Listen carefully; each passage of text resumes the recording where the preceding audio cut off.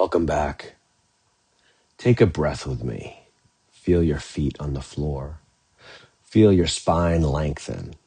Feel the subtle warmth in your chest.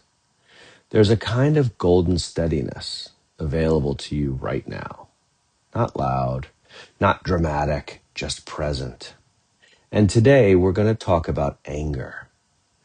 There's a lot to be angry about. There's a lot to be angry about in my own life. There's a lot to be angry about in the world, in the state of American politics, in decisions that look reckless, in what feels like a disregard for the rule of law. And underneath that anger is a question.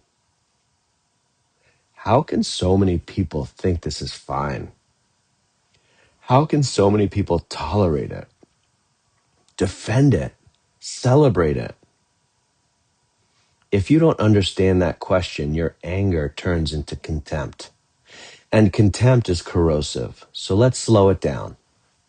Because anger, real anger, deserves precision. Why people tolerate what looks intolerable? Firstly, identity. For many people, politics is no longer policy, it's identity. And when identity feels threatened, the nervous system doesn't debate, it defends. When people feel like their tribe, their culture, their values are under attack, they will tolerate behavior they would normally reject. Because belonging feels safer than principle. It isn't about intelligence, it's about biology. Protection overrides consistency. Secondly, fear of chaos. When people feel economically unstable, culturally displaced, socially disoriented, they often prioritize strength over structure. Certainty feels safer than process. Even in this, if the certainty bends rules. Thirdly, distrust. If someone genuinely believes the institutions are corrupt, the courts, the media, the government, then defending the rule of law sounds like defending a rigged system.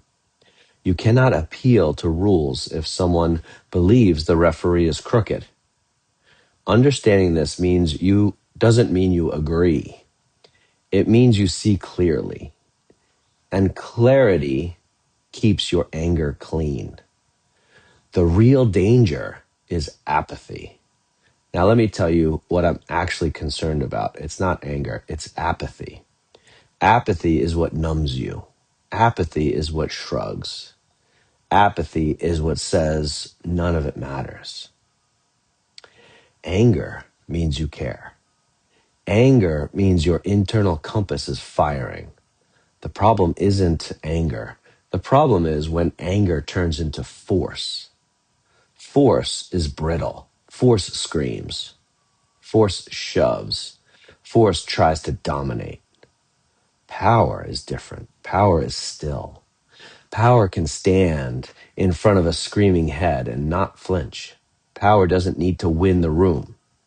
It doesn't need to humiliate the opposition. It doesn't need to perform outrage. It radiates steadiness. Like a quiet golden field that doesn't move when the wind hits it. Be accountable before you demand accountability. Here's the uncomfortable part. You want to hold leaders accountable. Be accountable to your word, to your work, to your commitments, to your integrity. If you are cutting corners in your own life, if you are lying in subtle ways, if you are avoiding your own responsibility, then your outrage is just theater. And theater doesn't change anything. This is the part most people skip. It's easier to point at Washington than to look at your own calendar. It's easier to rage at them than to ask, where am I out of alignment? Where am I distracted? Where am I blaming? Where am I leaking power? If you don't govern yourself, you cannot credibly demand governance from others. That's not political, that's structural. Let's redefine anger. Anger is energy. It's directional. It's telling you something matters. But energy without discipline becomes destruction. Energy with discipline becomes construction. You can be angry and build. You can be angry and train your body. You can be angry and refine your message. You can be angry and show up for your family with more presence. You can be angry and become more precise. Anger doesn't have to look like fighting. It can look like stillness. It can look like a man sitting upright in a chair, breathing slowly, eyes clear, voice calm, and absolutely unmovable. That is terrifying to chaos. The distraction trap. There is a mechanism in modern culture designed to hijack your nervous system. Outrage cycles, breaking news, constant stimulation, emotional bait. It keeps you reactive because reactive people don't build, they consume, they argue, they spiral, and they neglect their actual life. Don't let the trick work on you. If your outrage is keeping you from doing your work, it's not righteous, it's misdirected.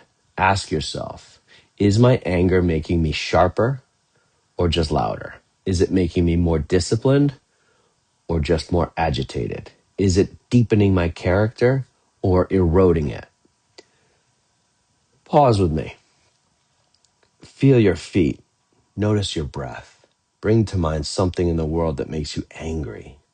Let your body register it. Now ask, what does this anger want me to become? More disciplined, more educated, more organized, more courageous, more grounded? Let the anger move downward into your belly, not into your throat, not into your fist, into your center. This is power, consolidating. This is not suppression, this is containment. This is the emperor regulated. This is the difference between force and authority. Awakening without contempt. We are in a moment of transition. Systems are straining, narratives are fracturing, certainties are dissolving. Some people will wake up, some won't. You don't control that. You control whether you wake up. And waking up is not screaming. Waking up is responsibility. It's asking, where am I contributing to the very thing I criticize?